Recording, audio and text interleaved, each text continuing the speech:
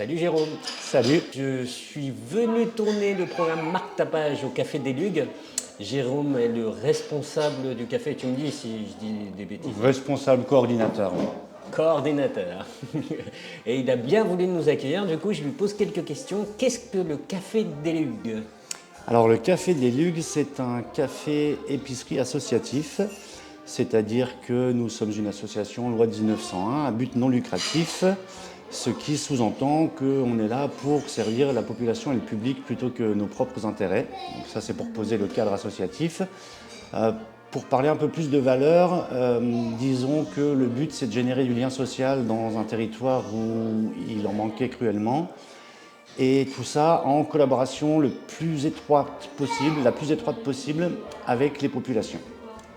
C'est pour ça que je te dis coordinateur plutôt que responsable, parce que mon rôle ici, c'est vraiment d'essayer de mettre en musique les besoins et les aspirations de chacun et de faire en sorte que ce lieu soit celui de tout le monde, de nos salariés, de nos bénévoles, de nos adhérents, de nos usagers, des gens de passage, ceux qui participent à nos manifestations ou à nos ateliers ou qui viennent tous les jours ou presque. Chacun trouve une manière de s'impliquer qui lui est propre en fonction du temps dont il dispose et des envies qui sont les siennes. Et mon rôle, moi, dans tout ça, c'est d'essayer de faire en sorte que les gens se comprennent, se parlent, se rencontrent et nourrissent et alimentent un projet commun.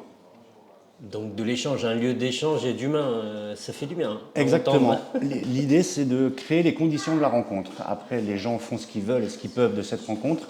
Mais nous, on a voulu construire un écrin où, de nouveau, la rencontre est possible dans des territoires ruraux et dépeuplés comme les nôtres. Alors moi je suis pas venu comme ça par hasard, hein. C'est parce qu'on me parle bien de vous régulièrement et que j'aime bien le principe. Je vois aussi épicerie. Alors, épicerie, notre activité d'épicerie a deux volets. L'un qui est le dépannage, pur et simple. On est dans des territoires où il y a beaucoup de seniors qui parfois rencontrent des problèmes de mobilité. Donc l'une de nos idées, c'était de créer un commerce de proximité, réinjecter un peu de proximité dans nos vies. Et on a essayé de construire un assortiment qui réponde aux besoins les plus primaires de dépannage.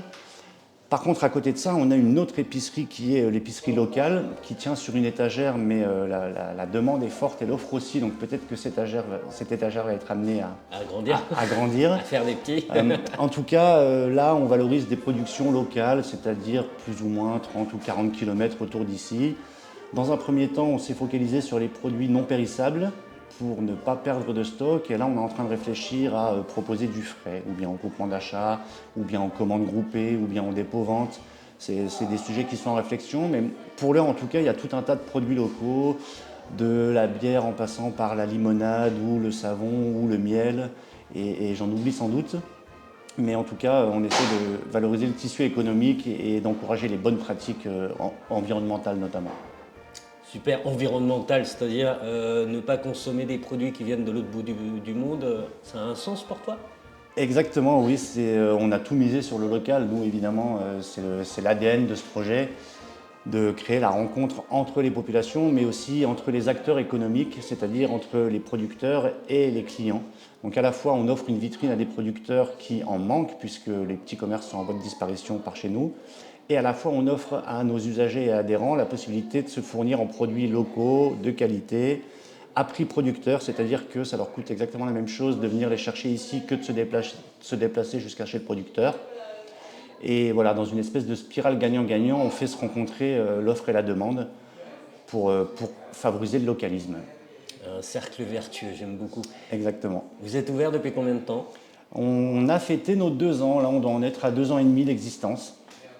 On a l'impression que ça fait beaucoup plus, tellement on sent un entrain et une bienveillance autour de ce projet, mais finalement ça fait que 2 ans et demi. D'accord, je vois que vous avez des ateliers assez régulièrement, des activités.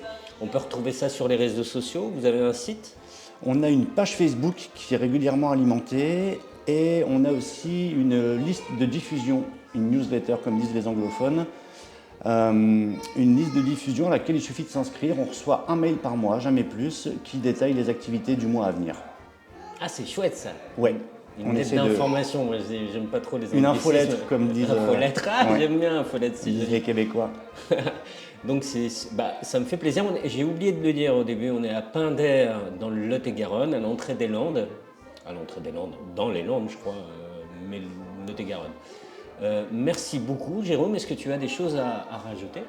Peut-être une chose que je n'ai pas dite, qui est qu'on est un espace de vie sociale. C'est une convention avec la CAF du Lot-et-Garonne qui nous donne une subvention pour assurer certaines de ses missions dans un territoire dont elle est absente, ce qui donc, nous donne droit à une subvention non négligeable, mais ce qui aussi nous oblige en termes d'animation sociale et d'aller chercher les publics qui sont habituellement ceux de la CAF, c'est-à-dire les familles, les seniors, les jeunes, les handicapés.